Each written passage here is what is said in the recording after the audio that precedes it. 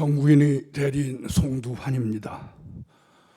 존경하는 헌법재판소 재판관님들께 이 탄핵 심판 사건에 관한 저희 소견을 말씀드릴 기회를 가지게 된 것을 큰 영광으로 생각합니다. 먼저 지극히 과중한 부담 속에서도 이 사건의 공정하고 신중한 심리에 매진해 오신 재판관님들께 깊은 경의를 표합니다.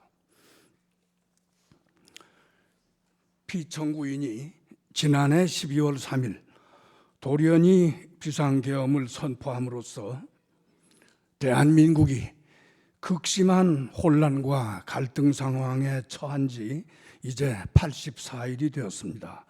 이 기간 동안의 일들을 돌아보면 참으로 착잡한 심정을 금할 수 없습니다. 피청구인의 계엄 선포 당일 우리 국민들이 느꼈던 황당함과 놀라움, 충격과 공포, 불안과 분노 등 지금도 그 느낌이 생생합니다. 그런데 그날 이후 이 사태에 대한 조사, 수사, 재판이 진행되는 과정에서 피청구인과 그 주변 일부 인사들이 그 당시 우리 모두 TV 생중계 화면으로 목도한 일들까지 부인하며 상식에 반하는 궤변과 책임 회피의 태도로 일관하고 있는 것을 보면서 우리 국민들은 또 다른 고통을 경험하고 있는 것이 현재의 상황입니다. 피청구인이 이른바 친위 쿠데타의 형태로 내란 행위를 벌인 것에 대해서 그 사실관계를 파악하고 그에 합당한 헌법적 대응을 하고자 하는 것이 바로 이 탄핵 심판입니다. 그런데 피청구인의 일련의 내란 행위, 그 사실관계와 성격은 기실 매우 단순하고 매우 명확합니다. 헌법 제77조 제1항에서 말하는 전시사변 또는 이에 준하는 국가의 비상사태도 아니었고 병력으로서 군사상 필요에 응하거나 공공의 안녕질서를 유지할 필요가 있을 때도 아닌 것이 객관적으로 명백한 상태에서 피청구인이 지극히 주관적인 판단 그리고 도저히 동의할 수 없는 동기와 목적으로 느닷없이 비상계엄을 선포하고 그 과정에서 적법한 국무회의 심의 및 부서 등 절차를 갖추지도 않고 헌법 제77조 제4항에 따라서 지체 없이 국회 통과할 의무도 이행하지 않은 것은 물론 국회의 계엄 해제 요구 의결을 불가능하게 하기 위하여 국회의 활동 등 일체의 정치 활동을 금하는 내용의 계엄 포령을 발령하고 국회의원의 국회 출입 통제 및 체포를 위한 병력을 출동시키는 등 일련의 내란 행위를 함으로써 헌법과 법률을 위배했다는 사실은 이 탄핵 심판 사건에서의 증거조사 그리고 그와 관련된 수사 및 조사 과정에서 이미 명백하게 드러났습니다. 이 부분은 저희들이 여러 증거도 제출한 바가 있어서 이 점에 관하여는 더 이상 중복하여 말씀드리지 않겠습니다. 다만 이 사건을 우리가 어떤 시각으로 바라볼 것인지 그 성격을 어떻게 규정해서 어떤 헌법적 대응을 할 것인지에 관한 의견을 말씀드리고자 합니다. 가장 먼저 이와 같은 피청구인의 행위에 있어서 그 위헌 위법의 정도, 위헌 위법의 중대성을 어떻게 평가할 것인지에 관한 것입니다. 이 점과 관련해서는 한 개의 질문 또는 의문이 떠오릅니다. 과연 이 사건에서의 위헌 위법보다 더 중대한 위헌 위법 사유가 과거이든 미래이든 있을 수 있겠는가 하는 것입니다. 2004년 노무현 대통령 탄핵 심판 사건에서의 탄핵 소추 사유는 요컨대 기자회견에서 특정 정당을 지지한 대통령의 발언이 공무원의 정치적 중립의무에 위반되는지 여부였고, 2017년 대통령 박근혜 탄핵 심판 사건에서의 소추 사유는 어떤 특정 민간인의 국정 개입을 허용하고 권한을 남용한 행위가 대통령의 공익 실현 의무에 위배되는지 여부가 그 핵심이었습니다. 그에 비해서 이 사건의 소추 사유는 위헌 위법한 계엄령 선포, 그리고 그 전후에 걸친 국회 선관위 침탈, 다수의 정치인, 법조인 등 체포, 구금, 시도 등 내란 행위에 관한 것입니다. 우리 형사법의 전 체계 내에서 가장 중한 법정형이 규정된 범죄가 내란죄라는 점을 굳이 상기하지 않더라도 헌법 법률 위반의 중대성 면에서 이 사건에 있어서의 위헌 위법성보다 더 무겁다고 평가할 사유는 과거에도 또 미래에도 있을 것이라고 상상하기가 어렵습니다. 나아가 대통령의 국법상 지위가 어떠한지 잠시 생각해 보겠습니다. 대통령은 국정의 최고 책임자, 헌법의 수호자이면서 국군 통수권자입니다. 이는 헌법 제 66조 및 74조에서 명시하고 있습니다. 따라서 대통령은 이와 같은 엄중한 책무를 수행할 확고한 의사와 능력 그리고 자격을 갖추고 있을 것이 요구됩니다. 그리고 대통령의 어떤 공적인 행위에 대한 평가는 당연히 이러한 국법상 지위와 성격에 비추어서 행해져야 할 것입니다. 그러한 관점에서 이 사건의 경우를 살펴보고자 합니다. 돌아보면 피청구인이 당초에 비상계엄을 선포할 때의 대국민 담화 내용부터 납득하기 어렵고 실은 매우 괴이적었습니다. 그 담화 내용을 보면 국회의 탄핵 남발 그리고 예산 삭감 등으로 국정 운용이 매우 어렵다라고 하는 설명을 하더니 그 어떤 다른 사정의 설명이나 주장도 없이 갑자기 종북 반국가 세력을 일거에 척결하기 위해서 계엄을 선포한다라고 선언을 했습니다. 이 대목은 피청구인이 그와 다른 정치적 견해를 가졌거나 또는 대통령이 국정 운영에 협조하지 않는 자는 그것만으로도 종북 반국가 세력으로 인식하고 있다는 것을 드러내고 있습니다. 한편 피청구인이 말하는 국정 운영의 어려움이라는 사정이 있다면 대통령으로서는 여야의 대립, 갈등, 국회와 정부의 불통 등이 그 원인인지를 살펴본 다음 무엇보다 먼저 국회 또는 여야당 정치 지도자들과의 대면, 대화, 설득, 협상 등 노력을 시도하는 것이 필요할 것입니다.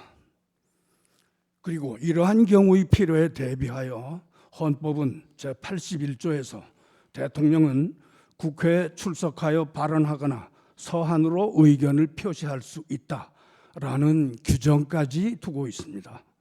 그런데 피청구인은 이러한 노력은 전혀 하지 아니한 채 상대당과의 대화, 대면 등을 완강하게 거부하고 불타협의 자세를 완고히 유지하던 끝에 난데없이 비상계엄을 선포하는 동시에 병력을 국회에 출동시켰던 것입니다. 이는 피청구인이 국정의 최고 책임자 그리고 헌법의 수호자로서의 지위와 책무에 대한 인식을 하지 못하고 있다는 것을 여실히 보여주는 것입니다.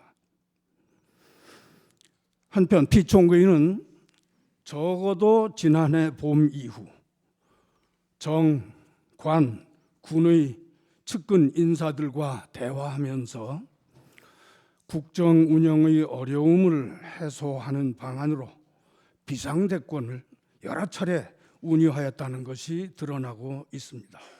이 또한 매우 우려되는 대목입니다. 비상대권이라는 용어는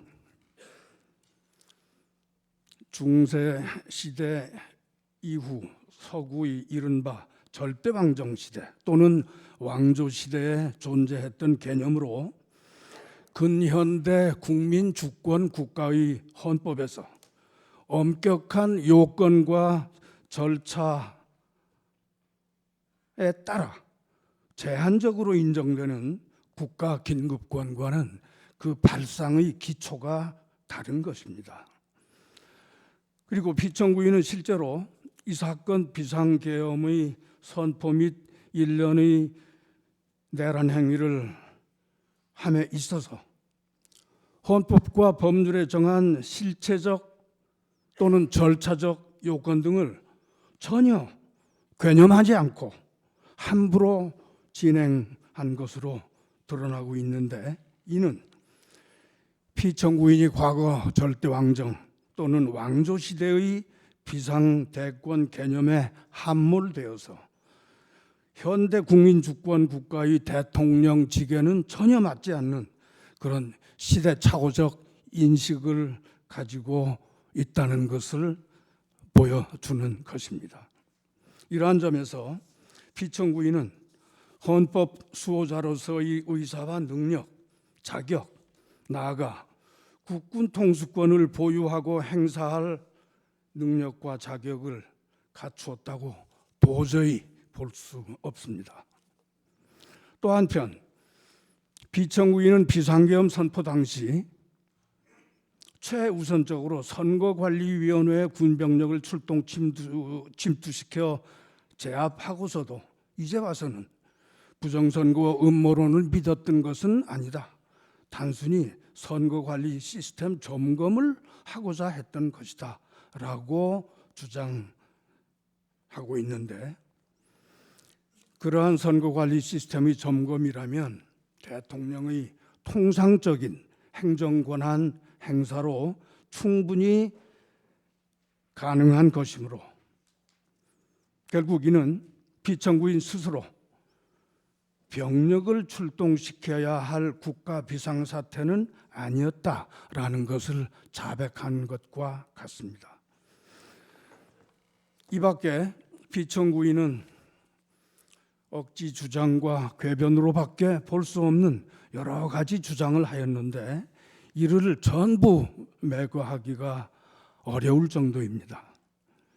피청구인은 계엄 선포 당일 군인들이 국회에 출동 진입을 했으나 그로 인한 무슨 유혈 사태가 발생하지는 않았고 오히려 군인들이 국민들로부터 폭행을 당했다라고 주장하였는데, 이는 마치 야간 주거 침입 강도범이니 그 강도범을 집에서 밀어내려고 한 집주인을 폭행범으로 몰아붙이는 것과 똑같습니다. 우리 국민들은 만약에 12월 3일 그날 밤 민주시민의식이 있는 국민들이 즉시 국회 주변으로 달려가 계엄군의 국회 진입을 막아서지 않았더라면, 또 현장에 출동한 군인들이 그 제복 속에 소중히 간직하고 있던 민주적 양식과 양심에 따라 피청구인의 불법적 명령의 소극적 저항을 벌이지 아니하였더라면, 그리하여 피청구인의 의도와 계획이 그대로 진행되었더라면 그 후 얼마나 끔찍한 사태가 벌어졌을지 상상하면서 지금도 몸서리를 치고 있습니다. 그런데도 피청구인은 세상에 2시간짜리 계엄이라는 것이 있는가, 의원 등 체포 또는 유혈 사태가 실제 발생하지 않았으니 아무 일도 일어나지 않은 것, 국회의 해제 요구 의결을 당연히 예상한 경고용 계엄, 심지어는 계몽령 운운함으로써 차마 할 말을 잃게 하고 있습니다.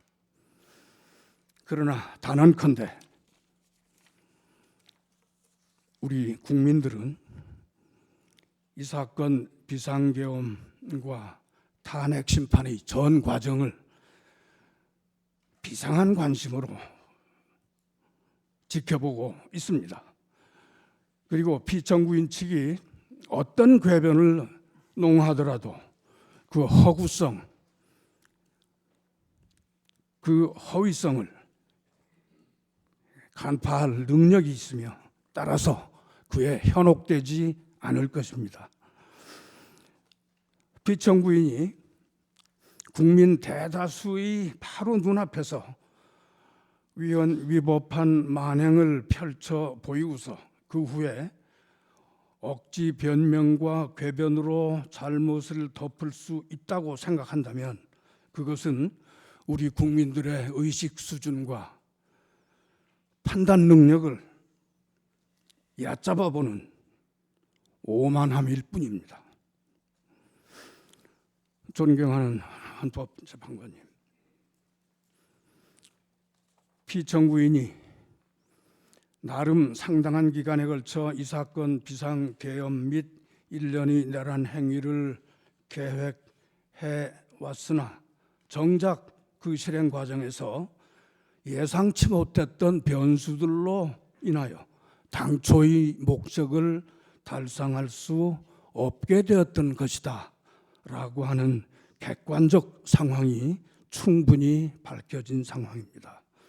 그런데도 피청구인은 그에 대해서 당당하게 과오를 시인하고 책임지는 자세를 보이기는커녕 억지 변명과 궤변, 책임 회피, 그리고 피해자 코스프레 등으로 일부 지지층을 향한 선동을 계속하고 있습니다.